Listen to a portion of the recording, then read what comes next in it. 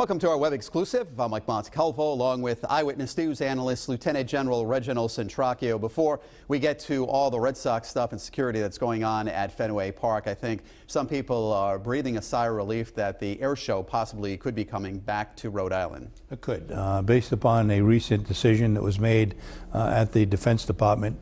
The community outreach programs, which is obviously one that would qualify under the issue criteria, is being considered to be brought back. There's not a definitive at this point, but I would probably bet that this coming year we'll see an air show again. That hurt when I wasn't there? It sure did. You know, the community outreach program is one of the very few times that you can bring the public into showing who you are and to show and demonstrate who the military is, or the kind of equipment we have, and I think it goes a long way for recruitment, and as well as to have the general public understand the purpose of the military and what it does here in the state. And of course, General, everybody's talking about the Boston Red Sox in the World Series. Game 1 on Wednesday, Game 2 on Thursday. There are hundreds of police officers that are in Boston. They're patrolling the streets. Their security has changed a little bit. Is it partly because of what happened 6 months ago at the Boston Marathon? I would suggest that there are certainly lessons learned during the Boston Marathon bombing. They're being applied to this particular security plan. Of course, you know, no matter whether you have a large event, you have a lot of people, there are all kinds of possibilities. But the probability is directly proportionate to the amount of resources you put into the plan.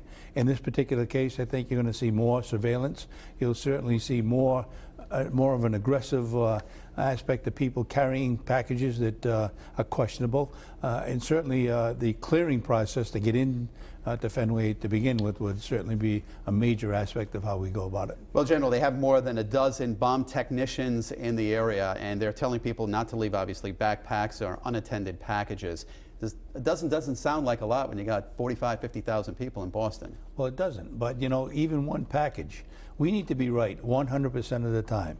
One package left behind that's undetected could in fact be another bad thing that would happen, and I hope it doesn't. But those are the kinds of things that a plan looks to, all the possibilities versus the probability. Talking about surveillance, obviously that was big 6 months ago. What about the Massachusetts National Guard? They're playing a part of this? Yes, they are. Each state has what's referred to as a civil support team, and that aids and helps the state police and other law enforcement agencies to go in and detect if there's any particular chemical or other kinds of radiological considerations. So it's a civil support team. They're on standby. They would be part of the plan. I checked with Rhode Island just a little while ago.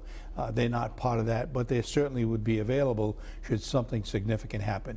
There are other units within the FEMA region, which is the Federal Emergency Management Agency Region 1, which this is part of, and there's another state that's on standby for that. You know, we're talking about security at Fenway Park. What about in St. Louis? Is security similar everywhere now? I think so. You know, if you looked at some of the things that happened here during games that took place elsewhere, there's always some possibility that things would happen, and so you have to have contingency plans for that, because it doesn't have a physical presence in another place.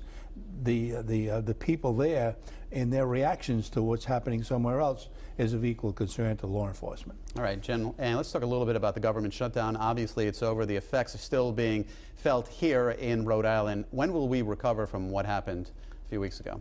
You know, it's really hard to say, but I think it's going to be a long time. We've lost time. We've lost ability to continue with programs that were put in place.